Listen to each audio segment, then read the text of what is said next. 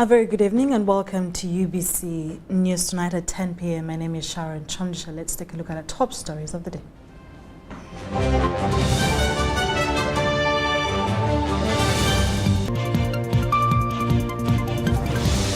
Coming up tonight, Premium Nabanja mobilizes Chankwanzi residents to embrace wealth creation. Shujai clearing eastern DR Congo of ADF rebels. Niche urged to guide on E-West in higher institutions of learning. And in our sports news, Spain wins Women's World Cup, beating England 1-0.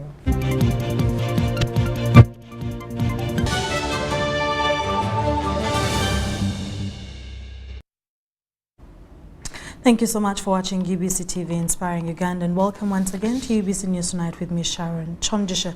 In our top stories of the day, President Yoweri Museveni has called upon members of the Afro-Arab Youth Council to prioritize politics of interest for maintaining peace and stability among members' nations.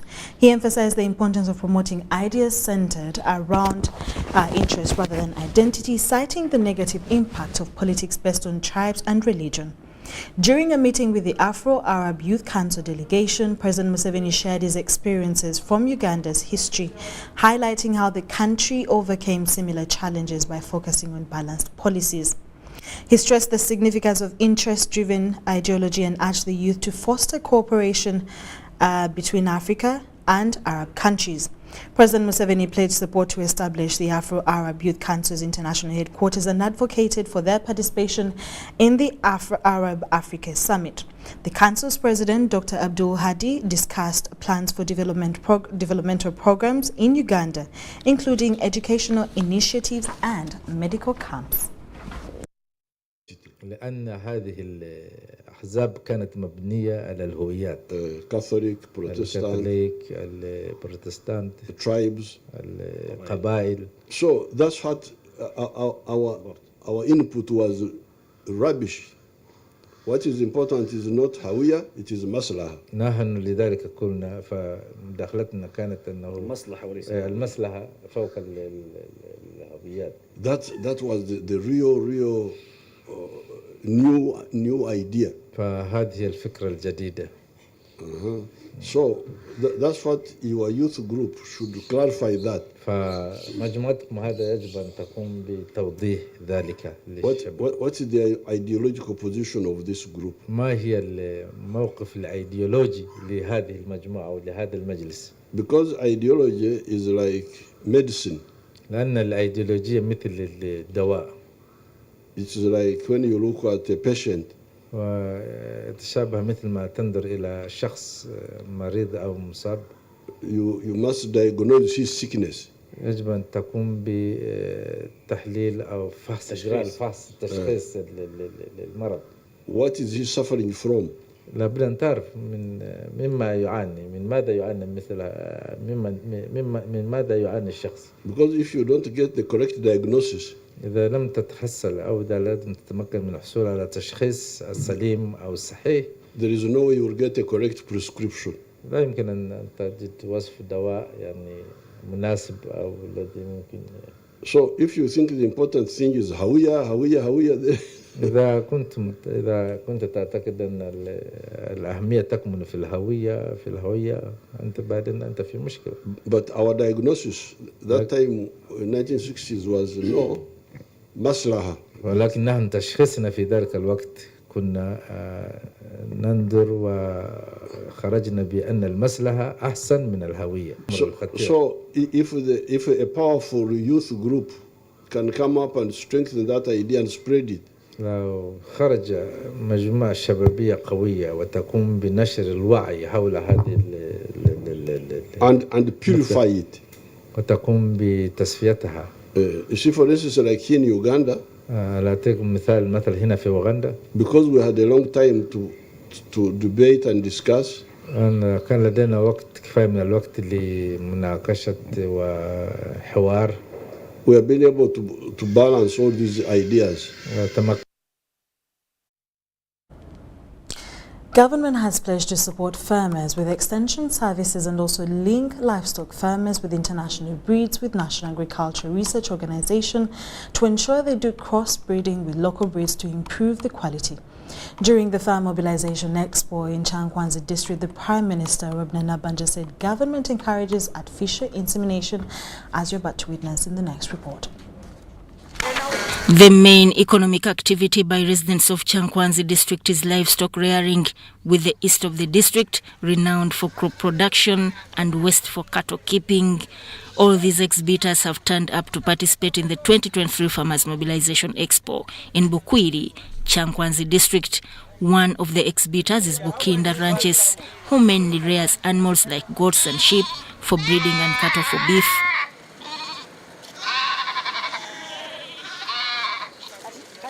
While at this farm, the Prime Minister said government supports such farmers through giving them extension services. Provide them with the extension services, because we cannot go giving everybody support money. What you people I'm tired of money. Extension service is the way to go. A farmer who has started on his own like this one needs the extension service. That's all. He has his money. The farm has a breed of goats known as Red Kalahari from South Africa, which the State Minister for Agriculture, Fred Wino Chakulaga, said can be crossbred with local goats. To get these very good breeds, Kalahari, Bow and others, Mubende goat, it costs a younger male one, costs 500,000 shillings. A local farmer cannot afford this. So we, as Minister of Agriculture, Mines and Fisheries, we are going to work with such farmers, such progressive farmers, and we do artificial insemination for the farmers, the local farmer who may not afford a male at such a high price. Secondly, we can even do embryos. An embryo is cheaper. A veterinary doctor at Chankwanzi, Dr. Thomas Kabugo, says local breeds are of poor quality and it is hard to compete on the international market. We'll probably give you a carcass weight. Carcass weight, we mean the one that is slaughtered, of 70 to 80 kilograms and above, that is good enough. It makes good business. Compared to our local ones that probably go for about 20, 25, is the kind that takes maybe 2 to 3 years to grow to an appropriate weight. And by the time it grows to that weight, the meat quality is not what is desired. Farmers in Chankwanzi, however, face a challenge of water for production and livestock animal theft. If you get a good breed, even if you cross what we have here with the local ones, at least you come up with something that can grow in a short period, whose meat quality is really desirable to that market. A buck, that is a male goat, will probably cost about 3 million shillings here. But if you're to bring it on your own from South Africa, it can cost you almost 7 to 8 million. The prices for milk has also gone down, which has affected the market in this district. During these farmers' mobilization campaigns, government has provided motorcycles to support in extension services. In more stories, Joshua Cheptegei delivering a devastating last lap to win a third successive World Championship 10,000 meters gold on this Sunday, despite barely competing over 25 laps in the last 3 years. The world record holder holds over 5,010 meters, has had an injury hit here and struggled to hit his top form, but on a hot, humid night in Budapest, he broke clear approaching the bell and stamped his authority over the field with a 53-second last lap to come home in 27:51.42. The best run we've seen from him all year. There's been no clue that he'd be there or thereabouts in this race, judging by his 5,000 meter performances. Training in the United States, I shared a taxi journey with him to the airport. He's a really likeable character. And Mo Ahmed is definitely still in the shake-up here. But here comes Barrega. 600 meters to go. Is this the concerted move? Cheptegei thinks so, because he's come wide on the outside. He's almost running in lane 3. But Ebenyo is holding him on the outside. They all want to get on the shoulder, but no one wants to hit the front. But as we say that, Cheptegei's trying for it now. 2 of the Kenyans have been dropped, and all of a sudden, there's only 5 of them. They take the bell in the final of the men's 10,000 metres. The pride of a nation, Joshua Cheptegei, gunning for glory, gunning for gold, as he did in Doha, as he did in Eugene. Ibenyo's hanging on to that group, but look at Barega, the Olympic champion, is starting to close. Aragawi's tired. Ibenyo coming back into the mix. He now moves up into 3rd. It's the world champion against the Olympic champion. Barega desperate to add this crown to his collection, but Cheptegei wants a 3rd consecutive title. What a run! He's pulling away. Joshua Cheptegei, and what a night here in Budapest. There were question marks over Cheptegei. Everybody thought the Ethiopians had the better of him this year, but when he went to the front with 4:50 to go, he was not to be denied. He really is a one-off champion, once in a generation, and we're privileged to be witnessing his greatness here on the track. Oh, it's amazing.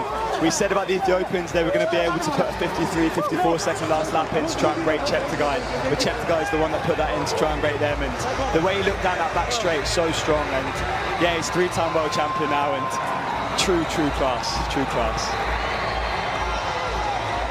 That was about as good as you'd want from a race.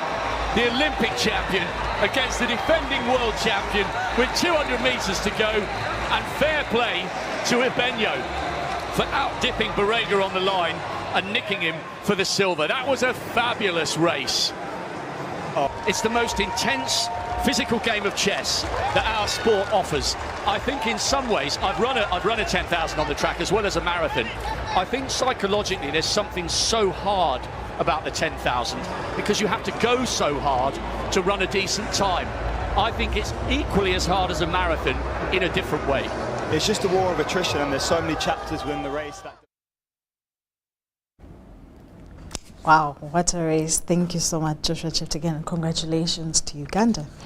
In more stories, for a decade, North Kivu and Ituri province in Eastern Democratic Republic of Congo have been in a mare of conflict between different belligerent forces, mainly the Allied Democratic Forces, that's the ADF. The United Nations Organization Stabilization Mission MONUSCO base has been protecting close to 35,000 people, internally displaced persons in Chabi camp. This is, however, changing courtesy of the UPDF-led Operation Shujaa, currently mopping up Eastern Congo of Allied Democratic Forces fighting group.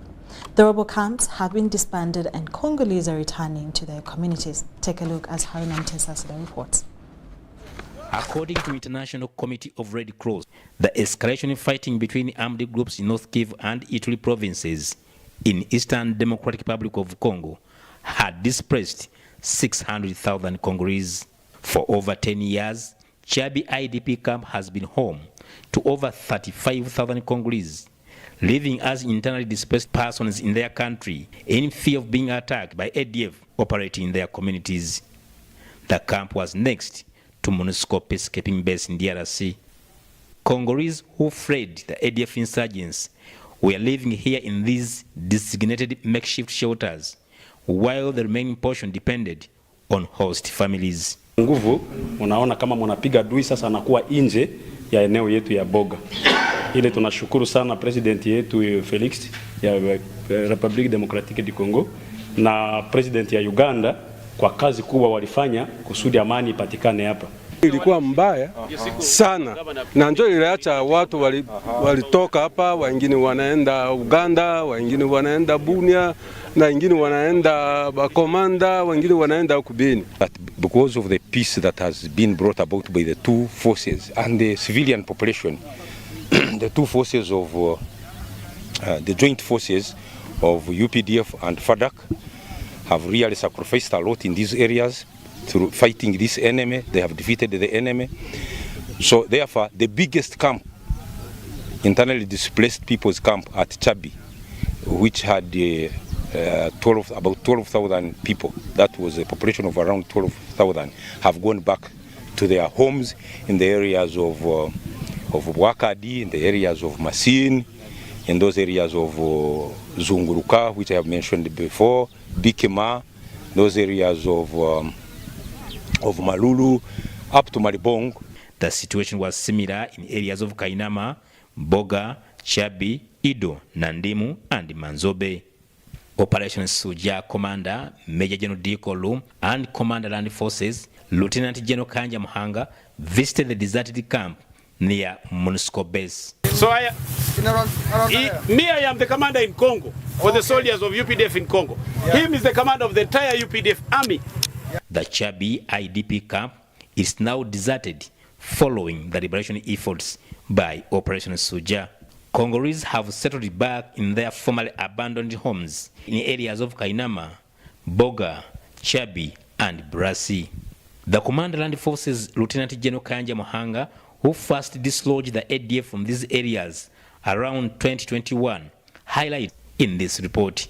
For now, what is happening in these areas that I have mentioned is that people are going back to their homes. Very many who had run as far as Bunya, those who had run to Bunya, to Beni, those people who had gone as far as Goma are coming back, as you have seen on the ground. They are coming back to their homes.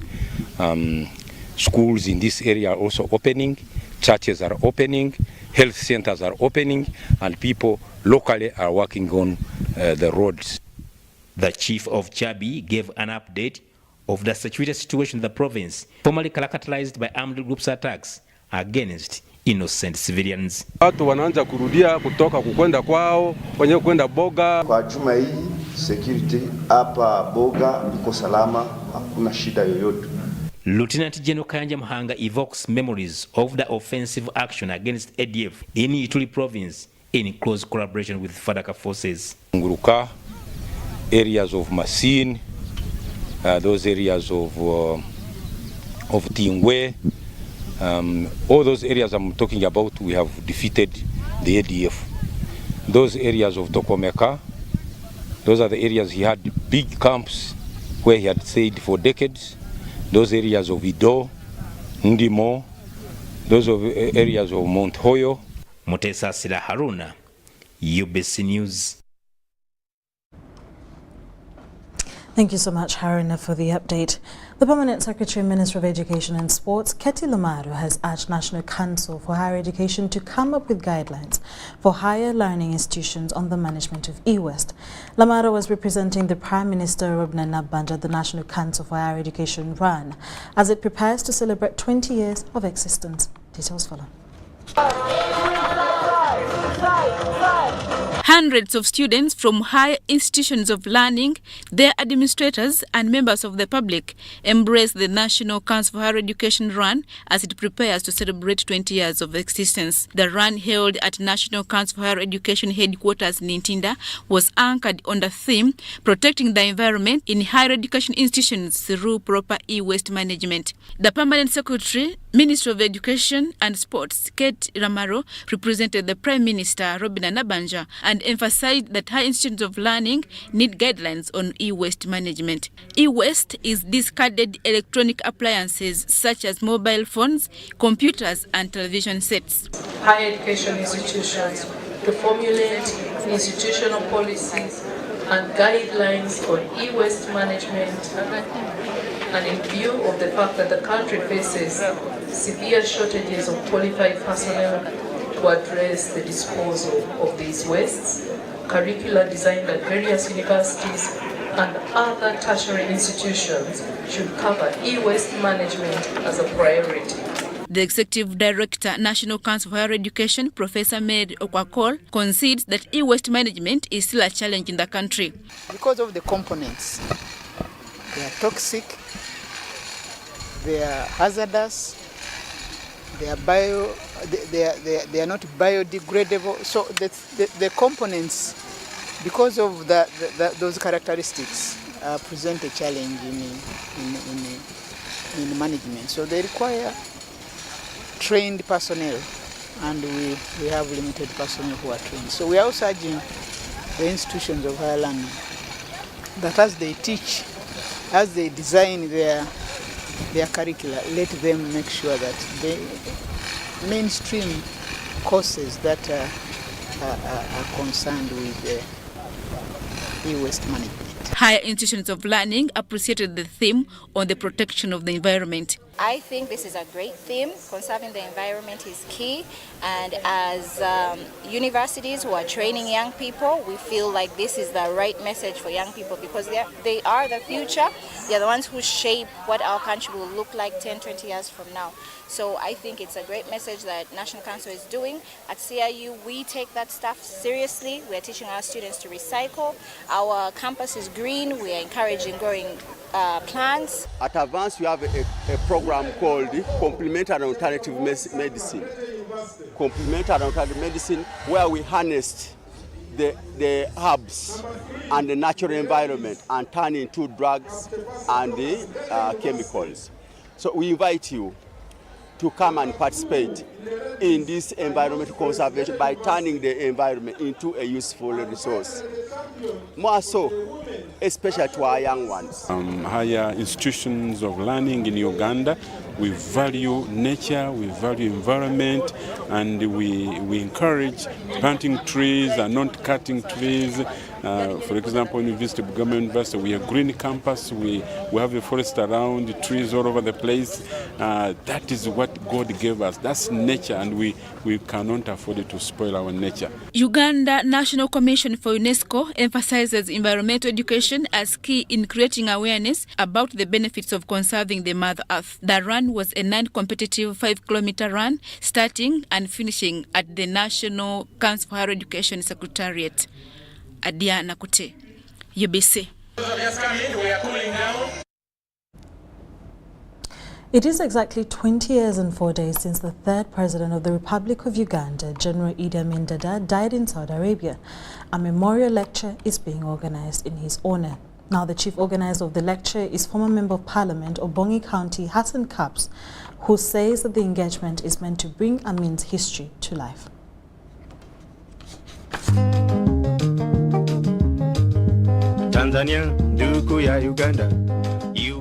A lot has been written and said about him.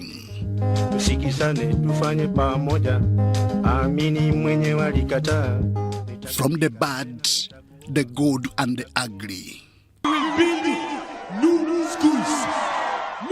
Movies have been acted, depicting him in the light of a despot and ruthless dictator who ruled Uganda for 8 years with an iron fist.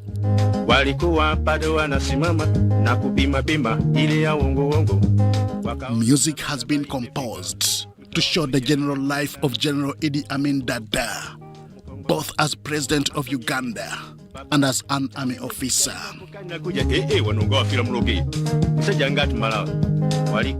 But is this all that the world knows or needs to know about General Idi Amin? This is just one of the questions that the inaugural Idi Amin Memorial Lecture seeks to address. The image of Idi Amin has been negatively branded to the extent that he was portrayed as a bad person, a bad thing, not to be touched, not to be talked about, and the people feared to talk about Idi Amin, more so to organize a memorial lecture. According to former Obongi County Member of Parliament, Hassan Kaps Fungaro, not everything written and said about President Idi Amin is necessarily true. Most of the things which are written are based on the negative branding of Idi Amin. That this was a butcher, Idi Amin was a killer. Some even went to the extent of telling people that Idi Amin ate human flesh, that he ate one of his sons, and yet the son has been living up to today. We've been hearing about these things. So, talking about Idi Amin in that bad light and talking about Idi Amin in the good light has prompted critical thinkers to ask questions. How was Idi Amin? This is happening 44 years after the former president was overthrown in 1979, fleeing to Saudi Arabia, where he lived in exile until he passed on 20 years ago. The memorial lecture is set for early September 2023 at Muni University in Arua City. You find there are people who will stand up, who will speak out strongly in support of Idi Amin, and there are others strongly speaking against Idi Amin. So the picture of Idi Amin, really, in the court of public opinion, in the ordinary Ugandans, is very confusing. You cannot say Amin was good and you go away unchallenged. You cannot say Amin was bad and you go away unchallenged. So we want to re-examine this. The lecture comes with infrastructural development projects with higher institutions of learning in the West Nile region standing to benefit. There are people who want to establish universities in memory of Idi Amin. And to that effect, when we said all these things, Muni University has submitted us this. They have projects also they have designed, which they want to have constructed and sponsored in memory of Idi Amin. One here is a multipurpose learning and business center in Muni University. General Idi Amin forcefully took power in 1971 from President Apollo Milton Obote, ruling by decree up to 1979, when he was overthrown, fled to Riyadh in Saudi Arabia until he died in 2003. There are certain records in the minds of people, in the hearts of people, which are not written down. So we want to do this memorial lecture in a way to tickle the minds of people to do research. The inaugural lecture is scheduled for early September 2023, with South Africa's opposition leader, Julius Malema, expected to be the keynote speaker. Henry Okrut, UBC. Thank you so much, Henry Okrut. The Minister of Trade, Industry and Cooperatives, Francis Mwebesa, has urged residents of Butambala district to avoid destroying forests and the environment for the sake of income. He makes the remarks during a field tour to Butambala district, where he inspected private forests and timber processing factories following the presidential decree on the exportation ban and sale of timber. The Minister of Trade, Industry and Cooperatives, Francis Mwebesa, has been on an inspection tour of all forests and various natural reserve areas, timber yards and factories across the country to ensure that no one exports timber. This is in reaction to the recent presidential ban on timber exports. Mwebesa met with the Butambala district leaders, mainly RDCs, COWs, DPCs, environmental officers, among others, at the district headquarters. Minister Mwebesa then visited the private forests planted by Ambias Tree Farm, covering more than 600 acres. Mwebesa implored the Ambias Tree Farm Director Joseph Chimba for the stride in environmental conservation, who also shared the ordeal of his initiative. The construction team. Ibili kuteka oyo no sente nyumba tebiliwo industry yola si antijoka mwami onyagala kwagamba bakolera ekintu kinene nnyo atali n'omutawaana kati zaako nnyo okulaba tutaasa obutonde bw'ensi okugeza olengera wansi eri bwewafaanana yonna yonna twalekayo swampu gyeziri era amazzi gatambula bulungi olaffe tukola tubikolera mu mateeka aba CFM nga bagaba ettaka lino nga baligabira aba CFM nga bali mu kusimba ebibira. The team proceeded to a timber processing plant and plywood factory, which is being constructed by a prominent businessman, Joseph Chimba. Butambala RDC Sulaiman Butcher encouraged the residents to grow trees for sustainable environmental management and for domestic use. Mubibira oyina kusimbawo miti zibu bwaffe ebiseera ebisinga nga tubadde mu lukiiko lwa district eri we bagambye nti entangawuzi edda nnyo mu ttaka ly'ebibira. Butambala District Environment Officer Mastula Nakawungu, when he asked whether this factory won't have impact on the environment, this was her response. When you're to use an area that is near a wetland, you leave a buffer of 50 meters. And Ambia's tree wood processing plant is going to respect the buffer. Behind me, the part you're talking about, that which is a swamp, it is going to be conserved. It is going to remain a green space. He's only going to use the upper part. That is where the construction is going to be ongoing, but the lower part, it is going to be conserved. And our duty as the technical people is every officer is aware of their duties. The labor officer will come in, the community development officer will come in, since this is a community development. For me, in charge of environment, this factory acquired a NEMA approval. It has got a certificate. So it is operating within the rules and regulations of the National Environment Management Act. The minister's inspection visit was concluded in Lukaya at a plywood processing plant, where all activities were on a standstill following the president's decree on ban of timber exportation.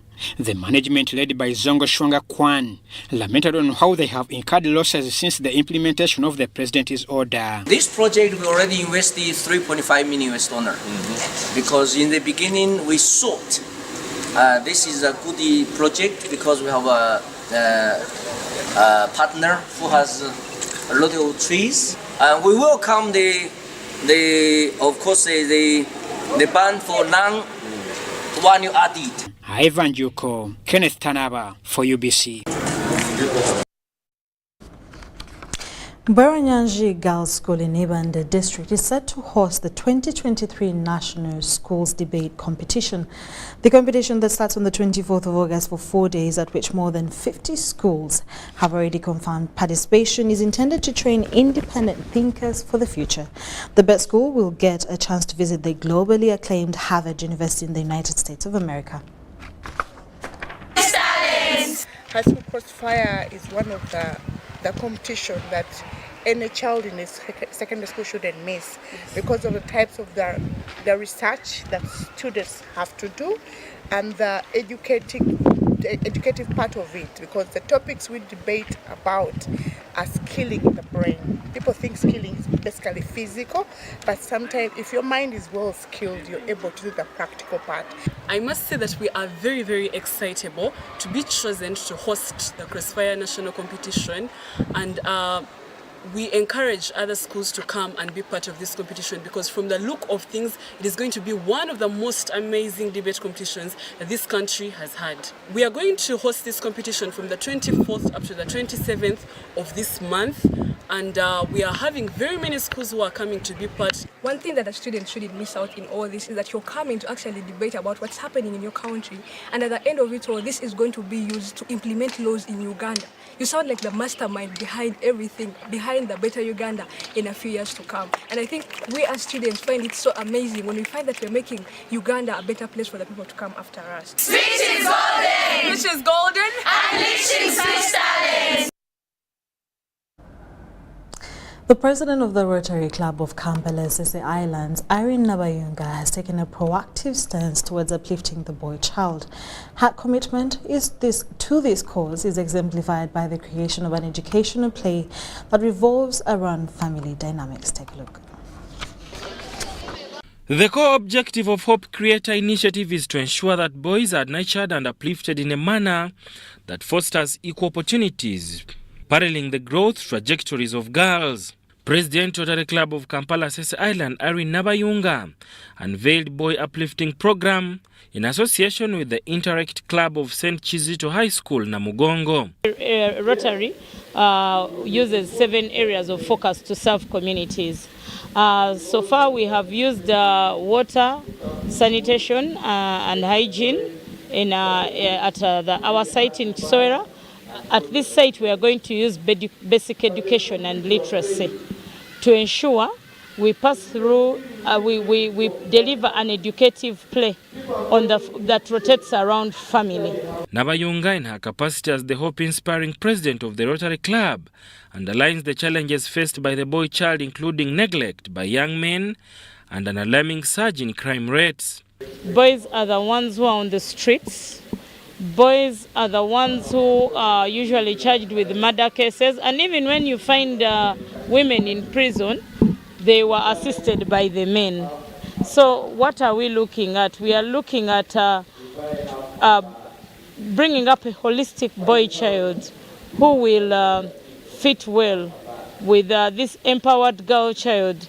The division community liaison officer from Chira Division, Achilles Atwepembere, offered an invaluable advice to the students of St. Kizito High School, Namugongo. I was always telling them about different drugs, how they should avoid them, what causes them, because like there you said the peer groups are some of the things that usually causes these drugs, when even they have no reason. Because one time I asked them to give me one of the reasons why they take these drugs, and you find someone tells you that I take them to feel high. The head teacher of St. Kizito High School, Namugongo, Kazibo Ezekiel, says the school's dedication to various programs designed to instill responsibility and character in young boys. We have a number of projects like paper making, mushroom growing, we have briquette making, and a number of other skills, as you will see, a number of them that are meant to equip them and make them ready to face life and be responsible heads of their families. Empowering the Boy Child Initiative stands as a proof to the importance of treating all children, irrespective of gender, with parity and fairness. Robert Katamba compiled the story.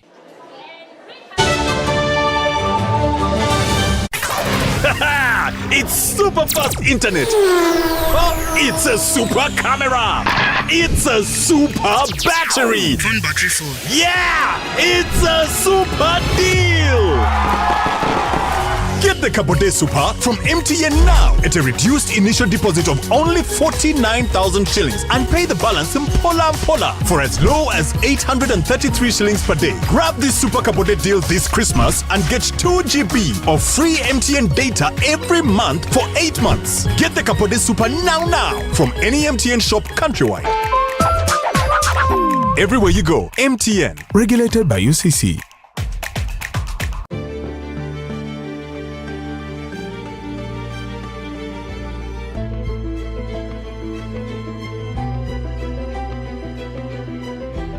Uganda's oil and gas projects are providing opportunities for Ugandan businesses.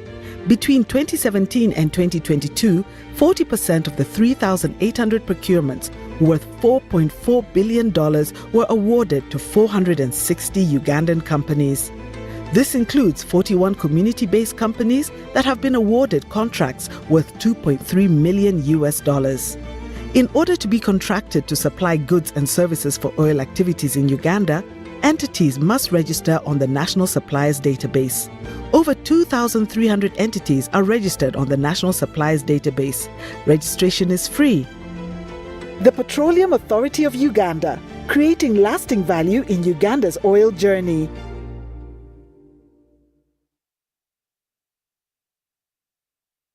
Upgrade your lifestyle with the all-new entry-loaded Chillax voice bundles. Now, call all networks in Uganda with Chillax voice bundles. Call all networks, no expiry, no worries. Dial *100 *1# and select call all networks. Airtel, a reason to imagine. Juko. Yo. Check the shopping, man. What's your secret? Haven't you heard of the parish development model PDM? Yes, I did, but I thought it was just a talk. No, Sebatia. It is real. I and a few friends together formed a circle, accessed money from the PDM, invested in a poultry project, and now things are moving. Juko. I thought I was one of your friends. You are. But you left me behind. I didn't leave you in poverty. What you do, just visit your LC2 chairperson and your parish chief and start the process of economic transformation. Just like that. The parish development model is an initiative from the government of Uganda through the Ministry of Local Government designed to transform all lives of Ugandans for the better. PDM, my parish, my development, my life. Are you tired of high fees and slow transfer time when sending money? Airtel Money is here to revolutionize the way you move your money. We have revised our rates back on ground. Sending money from Airtel to other networks in Uganda, East Africa, and to the rest of the world has never been more affordable. Dial *185# and start sending money. Switch to Airtel Money today and experience unbeatable rates and top-notch services for all your local and international money transfer needs. Airtel Money, instant, secure, borderless.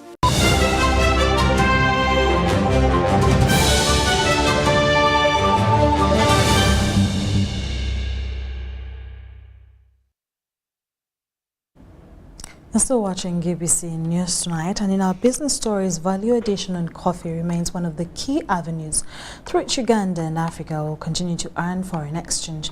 The resident representative, United Nations Development Programme Uganda, Elsie Atafwa, joins that campaign against exportation of raw coffee. She was touring Inspire Africa Coffee Enterprise in Ntungamo District, an initiative by a coffee entrepreneur, Nelson Tugume. It is a multi-million US dollar facility, still under establishment in the hills of Ntungamo District in western Uganda. Sitting on over 100-acre chunk of land, it is aimed at attracting more youth into coffee growing and processing. Nelson Tugume is the brain behind this value addition initiative. Going forward from today, you should know that this intervention is around nothing but value add coffee to be able to export it in whoever and who wants it. To take it a notch higher, a coffee training university is in the pipeline to take the action further and the gospel forward.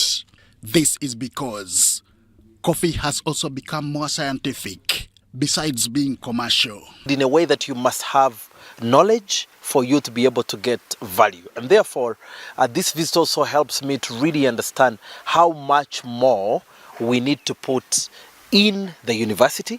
What do we need to focus on? Is it on the primary production, the secondary production, tertiary production, marketing? Good to see you.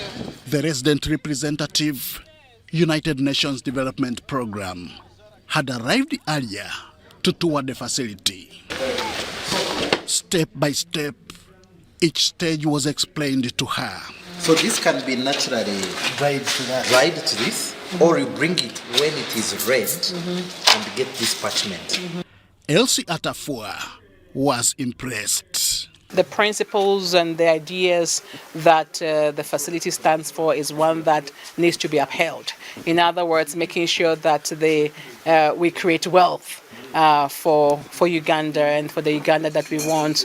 We bring more money to the pockets. She sees this as a step towards import substitution and export promotion, just in agreement with the gospel that Uganda's President Yoweri Museveni has been preaching. I think importantly is to keep to the vision and the dream of the country and to support what our development agenda is for Uganda.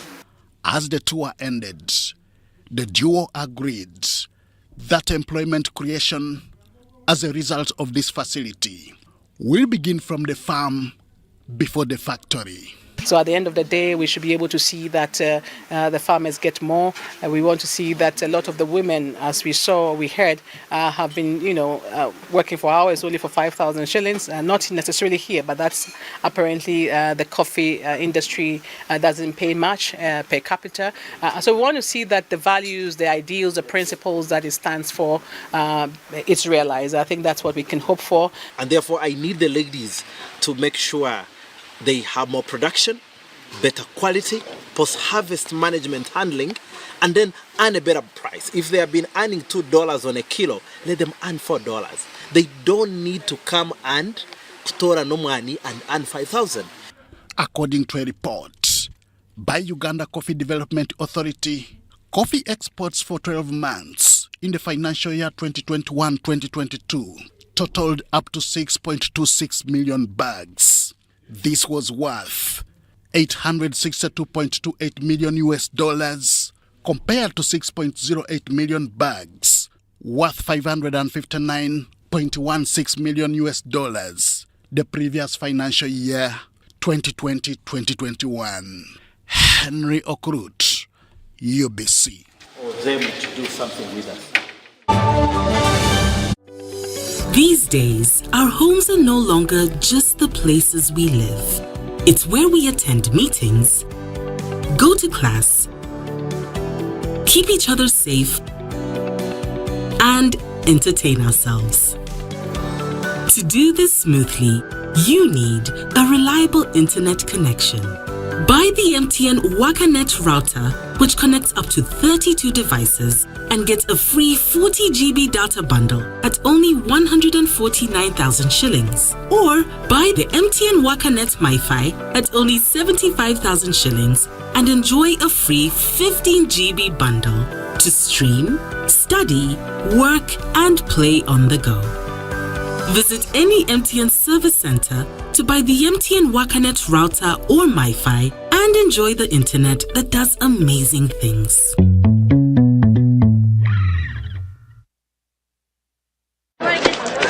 Juko. Yo.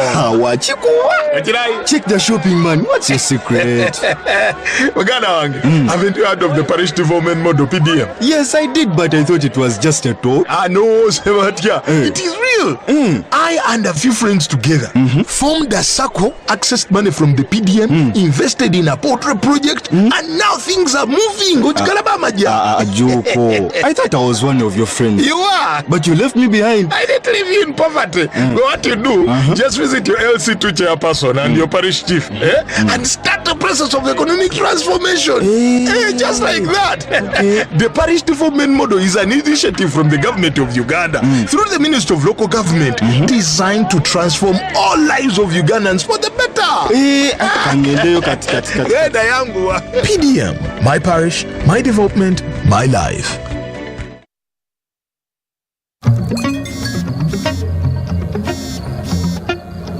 Hello, darling. Hi, Granny. What did you do this weekend?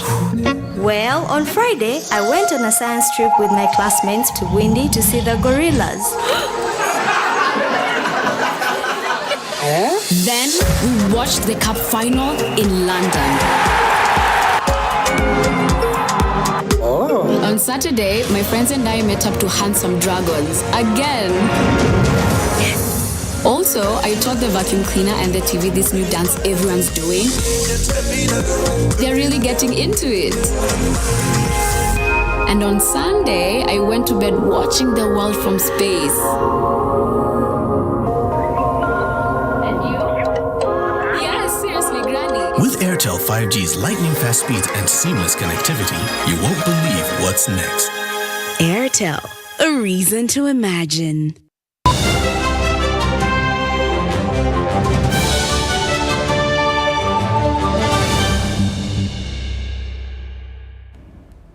Thank you so much for still watching GBC TV Inspiring Uganda. And lastly, in our sports stories, England's way to win a first Women's World Cup title goes on after Spain deservedly triumphed in the final in Sydney. The Lionesses, looking to become the first England senior side since the men's team in 1966 to win the World Cup, suffered a heartbreak after being outplayed by a Spanish side full of flair and creativity. England's players fell to their knees in tears at the final whistle as Spain celebrated inside the penalty area after dealing with the final corner kick in the 14th minute of nerve-wracking stoppage time. Take a look.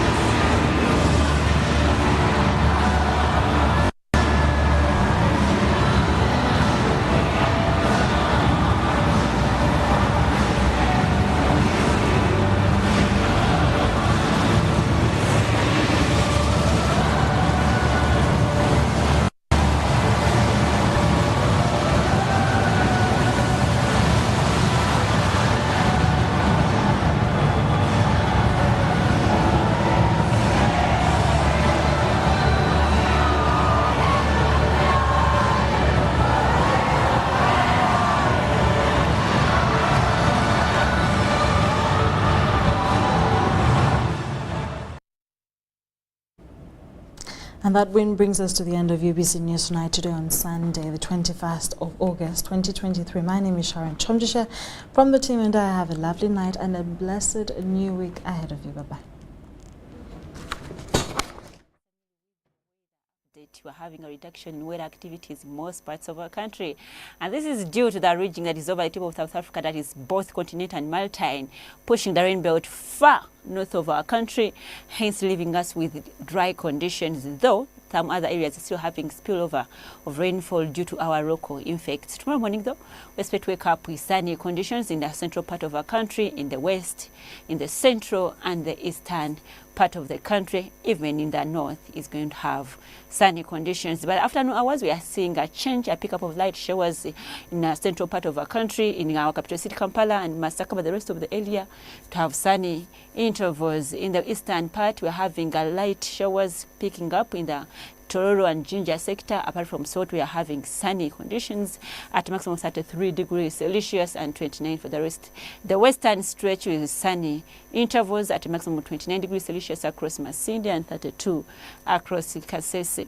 The northern sector, we are having a sunny intervals dominating most parts of the country, and 33 at a maximum of Karamoja regions, Lila with sunny conditions at 32 degrees Celsius. Use moving out of Uganda, touring the few states across the globe, we're forecasting 24 degrees Celsius across Nairobi, with sunny intervals, sunny conditions across Dubai, and Cairo with sunny conditions, and London with sunny conditions at maximum of 25 degrees Celsius. Thanks for tuning on UBC. My name is Kutesa Mili. Stay tuned and see you tomorrow.